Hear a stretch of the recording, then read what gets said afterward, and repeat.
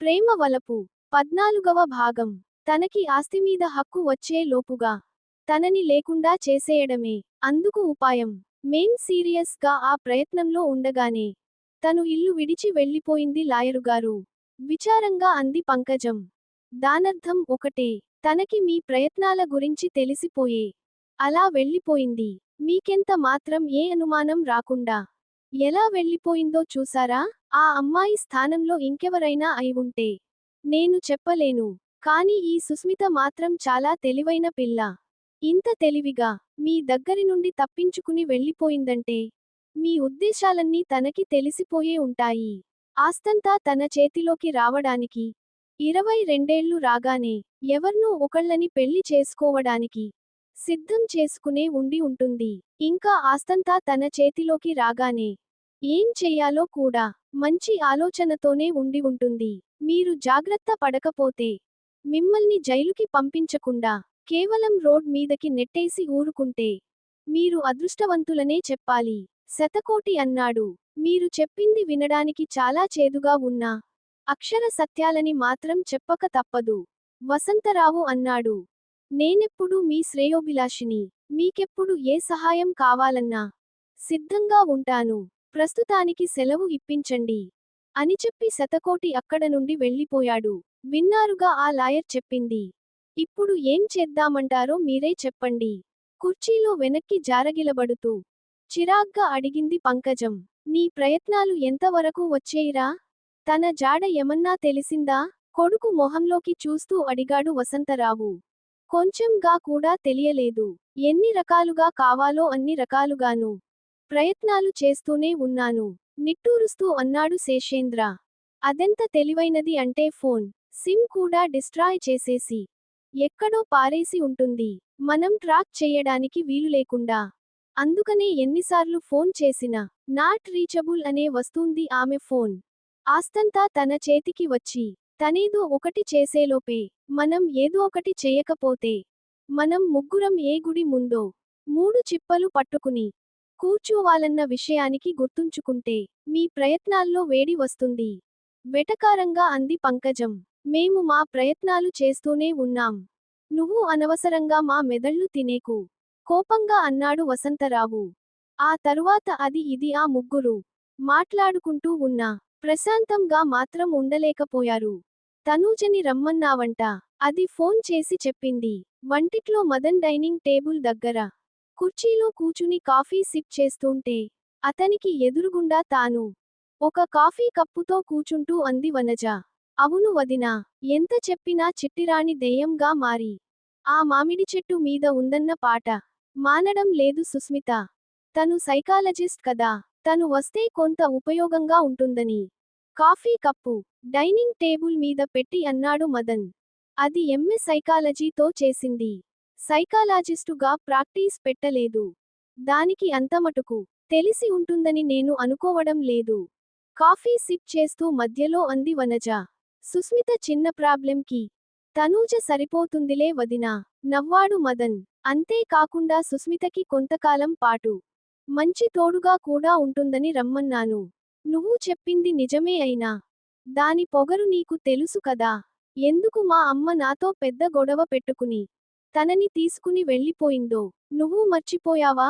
ఆ తరువాత మన మధ్య రాకపోకలు అంతంత మాత్రంగానే ఉన్నాయి వదిన. అదెప్పుడో ఇంచుమించులో 10-12 సంవత్సరాల కిందట జరిగిన వ్యవహారం. అప్పటికి ఇప్పటికి తను చాలా మారిపోయింది మదన్ అన్నాడు. మారితే మంచిదే. కాని ఇక్కడికొచ్చాక తనకి స్పష్టంగా చెప్పు.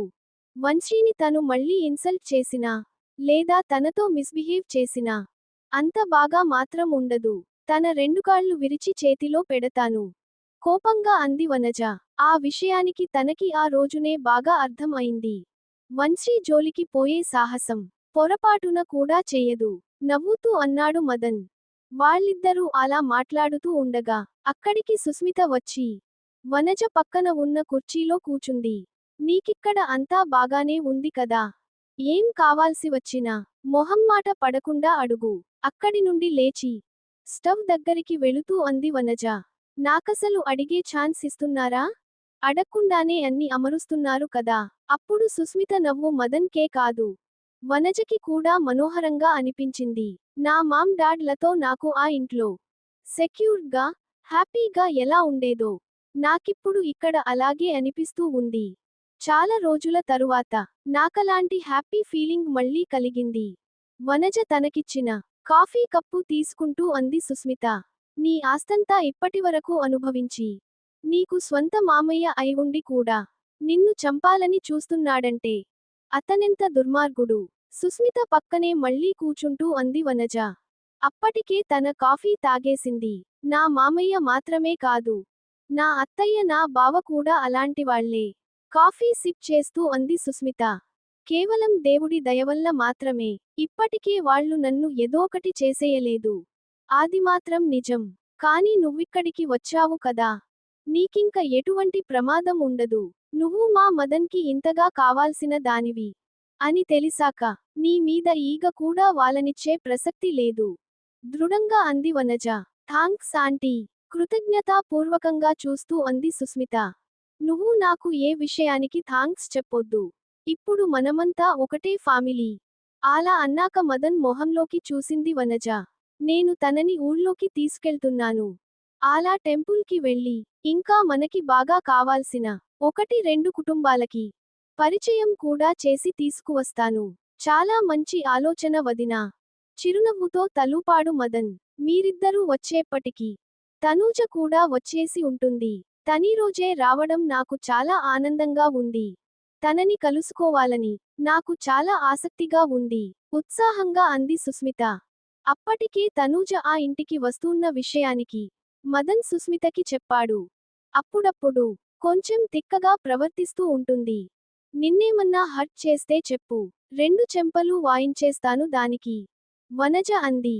వదినా, తనతో కూడా తనూజ అలా ఎందుకు ప్రవర్తిస్తుంది చెప్పు.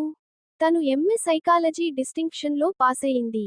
ఎవరితో ఎలా బిహేవ్ చెయ్యాలో ఏమాత్రం తెలియకుండా ఉంటుందా? మదన్ అన్నాడు. అదంతా నాకు తెలియదు. నేను చెప్పాల్సింది చెప్పాను. వనజ అంది. ఆంటీ, తనకే కాదు, నాకు కొంచెం తిక్క ఉంది. తను నాతో తిక్కగా ప్రవర్తిస్తే, నేను అలాగే ప్రవర్తించి తనని సెట్ చేస్తాను. మీరు కంగారు పడకండి. చిరునవ్వుతో అంది సుస్మిత. తనకి ఫోన్ చేసి రమ్మన్నానని చెప్పాక, తనూజ గురించి కొంచెం చెప్పాడు మదన్ సుస్మితకి.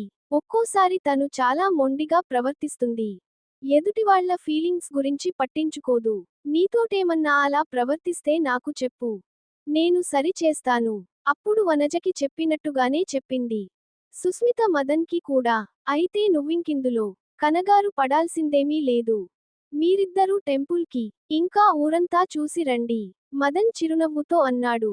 నువ్వు మాత్రం నాకిచ్చిన మాట మర్చిపోకు.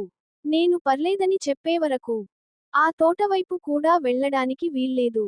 సీరియస్ ఎక్స్ప్రెషన్ తో చెప్పింది సుస్మిత. ముందు రోజులాగే మాట్లాడకుండా అక్కడ నుండి లేచి వెళ్ళిపోయాడు మదన్. కంగారుగా చూసింది వనజ మొహంలోకి సుస్మిత. నువ్వు చెప్పేవరకు తను ఆ తోటలోకి వెళ్ళడు. నువ్వు భయపడకు. సుస్మిత కుడిభుజం మీద చెయ్యి వేసి అంది వనజ. తలూపి వెనక్కి వాలి కళ్ళు మూసుకుంది సుస్మిత. మిగతా స్టోరీ 15వ భాగంలో. ఈ కథ మీకు నచ్చితే మరిన్ని మంచి కథల కోసం ఈ ఛానల్ని సబ్స్క్రైబ్ చేసి ప్రోత్సహించండి. సర్వే జనాః సుఖినో భవంతు.